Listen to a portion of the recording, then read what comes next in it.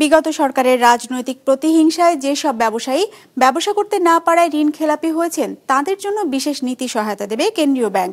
সোমবার নিজ দপ্তরে মুখপাত্র বলেন, খেলাপি হওয়ার ব্যবসায়ীদের ঋণ নিয়মিত করা হবে। আরও জানান, চলতি মাসের শেষে নতুন ১০০ টাকার নোট বাজারে আসছে।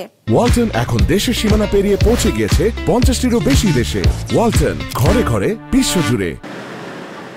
বিগত আওয়ামী লীগ সরকারের আমলে বিশেষ সুবিধা নিয়ে ফুলে ফেঁপে ওঠে সরকার ঘনিষ্ঠ ব্যবসায়ীরা। রাজনৈতিক প্রতিহিংসার শিকার হয় অন্যরা। কোম্পানি চালাতে না পেরে অনেক ব্যবসায়ী ঋণ খেলাপি হয়ে পড়ে। এবার এসব ব্যবসায়ীদের ব্যবসায় ফেরাতে বিশেষ সুবিধা দিচ্ছে বাংলাদেশ ব্যাংক। মুখপাত্র জানান, রাজনৈতিক কারণে বিগত সরকারের সময়ে যারা ব্যবসা করতে না পেরে খেলাপি হয়েছেন তাদের জন্য স্পেশাল রিশিডিউল নীতি সহায়তা দিবে কেন্দ্রীয় ব্যাংক। তারা যেন পুরোদমে ব্যবসা পরিচালনা করতে পারে সে ব্যবস্থা করা হবে। পূর্ববর্তী 15 বছর যারা শিল্প ব্যবসায় জড়িত ছিল, পলিটিক্যাল কারণে যারা ব্যবসা বাণিজ্য করার সুযোগ পায়নি, তারা হয়তো এই মুহূর্তে আবার আগ্রহী হয়ে উঠতেছে তাদের ব্যবসা পুনরায় চালু করার ব্যাপারে।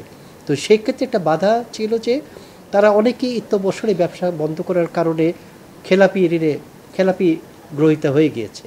অতএব তাদেরকে যদি আবার তাদের ব্যবসা বাণিজ্য চালু করতে হয়, রেগুলার কাস্টমার হিসাবে এই ব্যবসা চালু করতে হবে।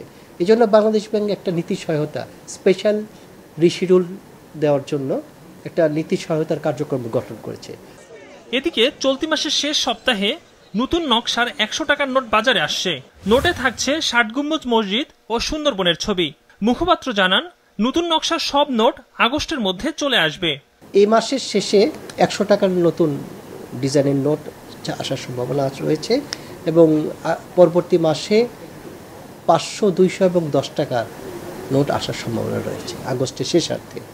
বিদেশি কোম্পানির কাছ থেকে কাগজ ও কালি পেতে দেরি হওয়ায় নতুন নকশার নোট আসতে দেরি হচ্ছে বলেও জানান তিনি।